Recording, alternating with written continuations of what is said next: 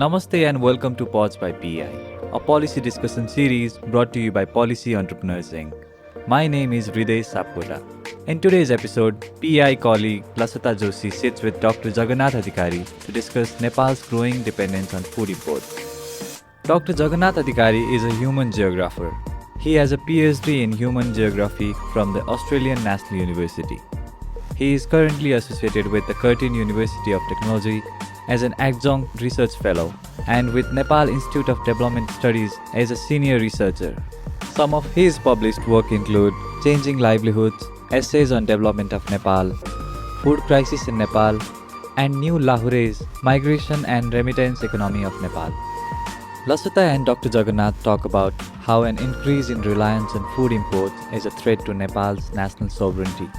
They also explain how, while being predominantly an agricultural economy, the country's food import transactions have expanded in recent decades. We hope you enjoy the conversation.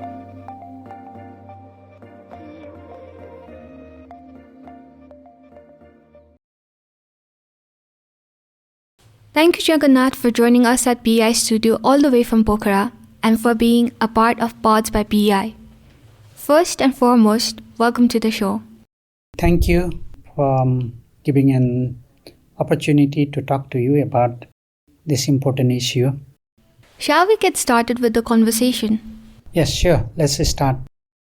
The focus of our discussion today is your 2021 paper, Nepal's Growing Dependency on Food Imports, a Threat to National Sovereignty and Ways Forward.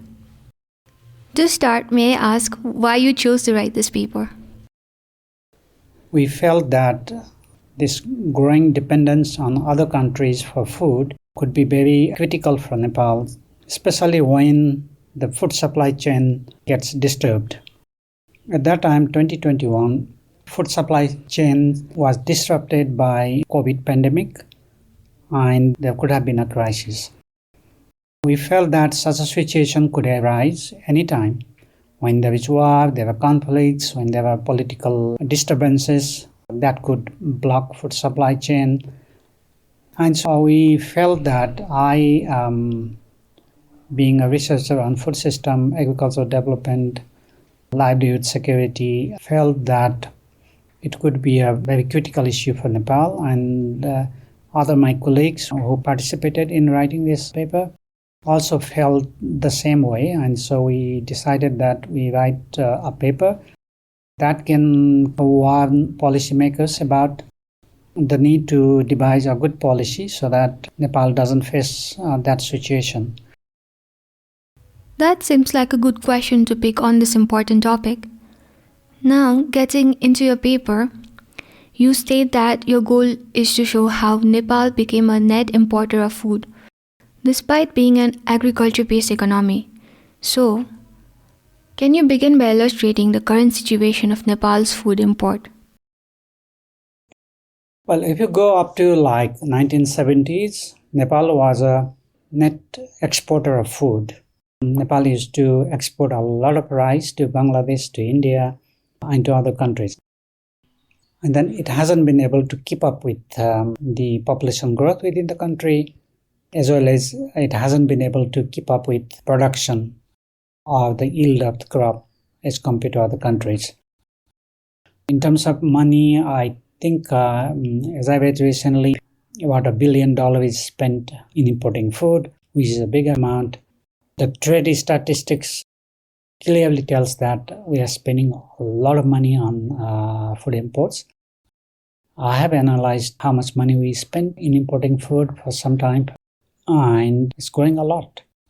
I think the money spent on food import has grown by 80 times in the last 20 years. So it's a big jump in food import. We still call Nepal an agricultural country, but being an agricultural country is a bit shameful to import such an amount of food. I mean, it's true that we can't produce all food we require, but at least I think we should be able to be self-sufficient in some. So overall, in every commodity, we have importing food, and this import is growing year by year. This is a good depiction of the issue at hand. Now, let's get into the drivers of this transformation. You point out four main drivers of Nepal's changes in food import and production. You begin with the politics of modernization and economic growth. Could you please elaborate briefly on this? Prior to 1950, during the Jagannath period, there was a lot of disparity, there was a lot of poverty. People didn't have access to land, many of the people, because land was controlled mainly by Bangas and Jamindars and others. And so there was a lot of migration to other places, especially Assam and India, Darjeeling. So that was there. Despite that, overall food production was sufficient for the people, even though distribution was a big problem at that time. Inequality was there.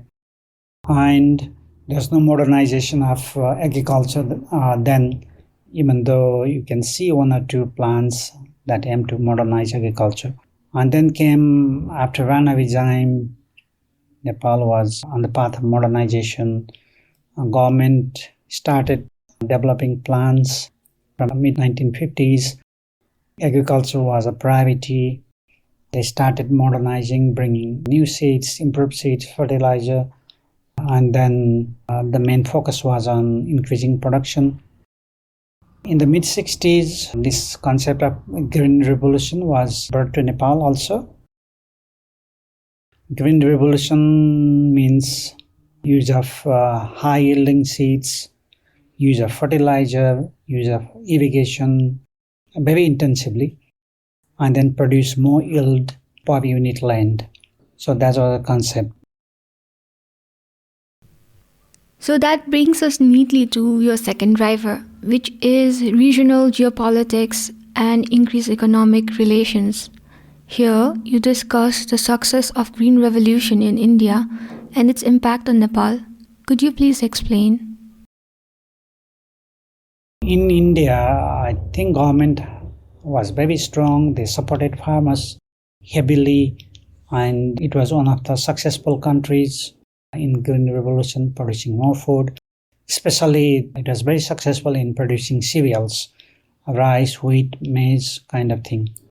And so it produced a lot of surplus food. There the government started buying whatever food is produced by the farmers with minimum support price. Minimum support price means farmers could sell the production that covers their cost, the cost that involved, plus some profit, some margin for that. So they could easily sell it to government depots. So that's why Green Revolution was successful in India. And then the surplus food in India became cheaper, and then the food was exported to other countries at low cost. On Nepal's case, I think government wasn't able to support in the same extent. And then food production was costly in Nepal as compared to India. And then when we followed free trade, then obviously cheaper food comes to Nepal. That started from that time, and then it's still continuing now. While we are on the subject of Indian food imports, could you please paint a picture of how much we trade with India and why? Nepal is primarily dependent on India for food. In terms of amount, it has been increasing a lot in terms of absolute amount. But Nepal has also started importing food from other countries. So in percentage term, it's been declining in India. Like we used to import like 95% of the food only from India. But now it has been declining in terms of percentage. But as we import more and more food, the absolute amount of food that we are importing from India has also been growing a lot. The reason why we depend on India is basically because India has a lot of surplus of cereal food. That mainly means rice, wheat. So this comes basically from India. And also nowadays a lot of vegetables and fruits have also started coming from India. And they are cheaper as compared to Nepal. The reason why we get more food from India because it's quite a close neighbor and there's a lot of trade relation. it's open border. So in that sense, it's obvious for Nepal to bring more food from India because transportation cost is low when we import from India. And also Nepal being a landlocked country, we don't have access to sea routes, we don't have direct access to other countries. So it is one reason why Nepal has to buy a lot of food from India. Your third driver deals with the political instability of the country. Can you please explain how the conflict impacted Nepal's agriculture? The conflict impacted significantly on farmers, on people producing food, because in producing food you need to be secure of, for example, access to land and the harvesting of crops. You grow the crops, but you need to be secure that you can harvest it. During the conflict, what happened is many people were displaced. Most of the landowners, they fled the countryside and came to the city, and they left land fallow. And for the people who were in the villages, they were also hesitant to cultivate those lands because police and armies would come there, and then those who cultivated it could be punished. So it was very hard for both landowners and the tenants to continue farming. So it started from there. And also it is linked to migration because just to save their life, many people migrated to city. And from city, they start migrating to other countries. So it was one of the push factors for migration. This is an interesting topic you raise. Could you please elaborate on the impact of migration on Nepal's agriculture and food systems?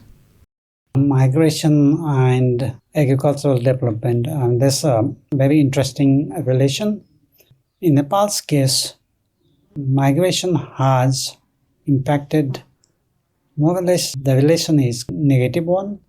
In few cases in other countries, we have seen that migration has contributed in agricultural development. But in Nepal's case, we haven't seen this. Here, people migrate. They have migrated to other countries, brought a lot of remittance. A major part of household income is now dependent on remittance rather than farm income. The money that comes in remittances could have been invested in farming and producing more food. But this hasn't really happened in Nepal. Rather, remittance is being more and more used in buying imported food rather than investing in land and producing your own food. But if there is right policy, this remittance income could go into as a capital for investment in farming, but it hasn't been so. And then also like migration, people coming from outside with the skills in farming, agro-processing, or industry, or in services could help in fueling the economic activities. They could use their skill, but most of the returning migrants, they are not involved in agriculture, except for one or two cases that has come into media also, like people coming from Malaysia are doing farming here, producing milk and this and that, but it's very little. But with policy support for returning migrants and support for investment in agriculture, I think remittance can fuel agricultural development. Now, moving on with your fourth and final driver, which is the changing socio-cultural values associated with food system due to globalization. Could you please elaborate on how this has contributed to Nepal's growing food imports? Globalization has also impacted our food culture, and we are getting to know about new food that comes from other countries, from other cultures. And so our consumption has been diversified. So we are consuming new and new food that we know. We are consuming Western food more and more. So yeah, obviously globalization has a lot of impact on our food. Like if I compare myself and my children, we can see how the food I used to consume in my childhood days and now are very different. This is obviously not a bad thing. Having a lot of diversified food and to diversify our food culture, this part of modernization. The main thing boils down on how far we diversify and what food we consume. For example, if with modernization we are consuming more and more packaged food, processed food, and that is obviously harmful for our health. Also that these are very expensive. So if we consume local food, basic foods, I think we could buy more food as compared to processed food. So yeah, it is affecting both our food culture as well as our health. In that sense, because of this, there's a lot of import of food.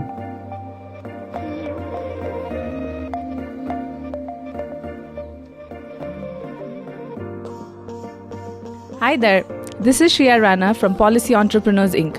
We hope you're enjoying Pods by PEI. As you know, creating this show takes a lot of time and resources. We rely on the support of our community to keep things going.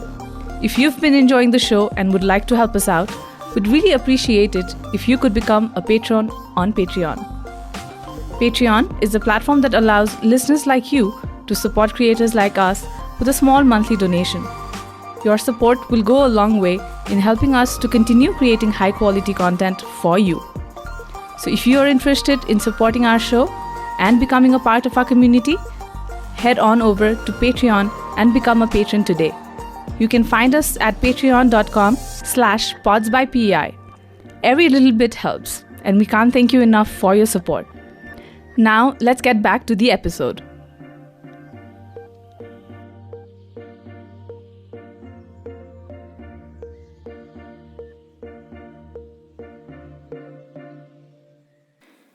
We recently witnessed farmers protesting in Chitwan, where they staged a symbolic protest claiming that their domestic product is not being paid a fair price. What are your thoughts on what is going on there? Yeah, that's a good example now that you mentioned about the farmers in Chitwan. So if you look deeper into it, there are two issues. One is they are not able to sell their products because marketing mechanism, marketing chains are controlled by people. They don't want to bring in the goods produced by small farmers. There were some issues with small farmers. They say that they don't produce enough, there's not a marketable surplus that can be transported. That's one reason, because small farmers are not able to break into the market chain. The second is also the price, because cheaper goods come from India with a reliable supply, and then the already established market mechanism favors that kind of a supply. Yeah, as a result, our small farmers are not able to sell their products. So it is both market monopoly and who controls the market. The people who control the supply chain, they tend to favor those products from India, and then there is price also. So our farmers are not particularly benefiting from the existing market mechanism. So if government was able to make guaranteed market for the produce, I think they would not have made that protest. So, having examined the various factors that have increased food imports, how do you believe Nepal should approach food self-sufficiency and food sovereignty? I think our country should be at least able to produce some basic food. Doesn't mean that our country should be fully self-sufficient in all kinds of food. So no country can be fully self-sufficient in all kinds of food, because different food needs different climatic situation, different environment. So we can't produce all the food that's required within the country. But basic concept is we should be able to have at least some self-sufficiency in some basic staple food, so that even if there is a crisis outside the country, we can survive that crisis. For example, when there is a blockade, or there was a blockade of trade between Nepal and India If we didn't have some food, some rice and other food produced within the country, I think the situation would have been difficult. So I faced blockade in 1990 and 2015. So in 1990 I have seen there's no impact at all when there was a blockade because Nepal could produce enough food. Whereas in 2015 there was a huge crisis within a month or two.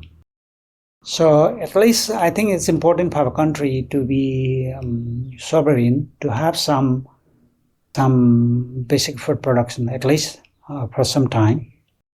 Food self-sufficiency means at least some reliance within oneself so that we can go through when crisis happens. That's why many countries like Japan and others, they still provide a lot of subsidy to produce, for example, rice. And it's not economical for them to give subsidy because they could buy a lot cheaper food from outside, a lot cheaper rice from Thailand and other places, but still they give a lot of subsidy to farmers to produce food because they want to maintain some supply chains within their country. So, yeah, it is important if it is possible to produce food. And Nepal can produce food. Nepal has that capacity. So in that sense, I think we need to have some policies that help at least to have some reliance on oneself to pass through a crisis. So that makes a country truly sovereign. One last question. One of your recommendation is about government offering farmers with minimum support price. Can you please elaborate how this can be implemented?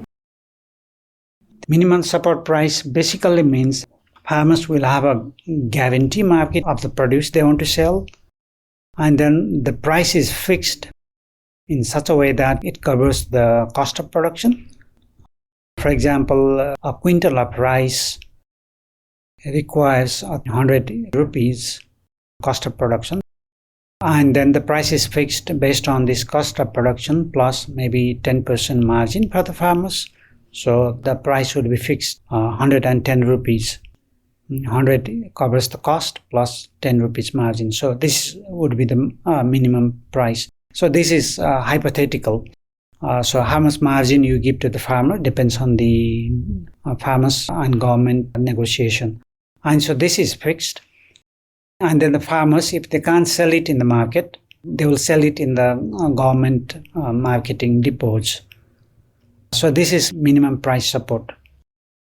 If this is the case, many farmers would produce food because they are guaranteed of selling it, at least recovering the cost of production. And in that sense, this will encourage farmers to produce more food. So government can do it by allocating more funds for the farmer support, and then the surplus food it purchased can be distributed to the people who are in the poverty situation. So that will also avoid bringing in food from food aid and other organizations. So that will eventually help the country. Do you also see some hurdles that we can expect during implementation of minimum support price? The hurdle is basically it might require some funds. Government has to allocate some budget for that. That's the main hurdle. But it's not a kind of hurdle that government can't do it. Government is spending so much money in unnecessary things. So it can cut many of the expenses and give it to the farmers. And also implementing it. Who is going to implement it? Unless we bring in farmers, a real farmers organization in the implementation mechanism, it will be difficult to implement it. The other hurdle could come from like corporate sector, from middlemen who generally benefit at the cost of the farmers. They could protest, they can change the policies because they also have political power. So yeah, there are hurdles, but if there is a committed government, I think it is doable. Now, as we close our conversation, is there anything you want to relate to our listeners? I think we covered a lot in this discussion. You put very critical and interesting questions. I think I have shared some of my ideas. The only thing I would like to tell is I think there are many people now in cities who don't produce food, but who have the intellectual capacity to look into it. So I think food production and what food is, what it contains, should be the interest of all of us, even though we don't produce food. So all the city dwellers, all the young people, they should be knowing of how the food is produced, what is there, who benefits, whether farmers benefits or not, and most of all, they should know how the food on their table comes, what it contains, whether it's good in quality or not. We all should be concerned about it. We are not paying good attention to the food that we consume. But if we are more concerned about the quality of the food, how it is produced, who produces it, whether they are in good condition or not, I think we should be able to change the situation. So we should be aware about all these things. And with that, we have come to the end of today's episode. Thank you for being here on Pods by PEI Jagannath. It was a pleasure to have spoken with you. Thank you for this opportunity to share my views. So thank you again. Thank you all for listening in. See you until next time.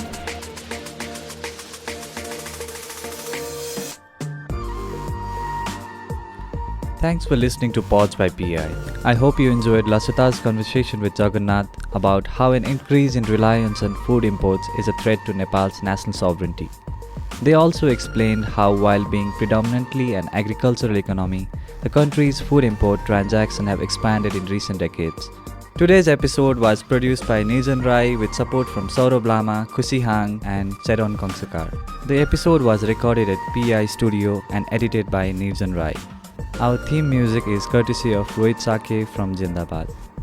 If you'd like today's episode, please subscribe to our podcast. Also, please do us a favor by sharing us on social media and leaving a review on Spotify, Apple Podcasts, Google Podcasts, or wherever you listen to the show. For PI's video-related content, please search for Policy Entrepreneurs on YouTube. To catch the latest from us on Nepal's policy and politics, please follow us on Twitter at tweet2PEI. That's tweet followed by the number 2 and PEI. And on Facebook at Policy Entrepreneurs Inc. You can also visit pi.center to learn more about us. Thanks once again from me, Ridesh. We'll see you soon in our next episode.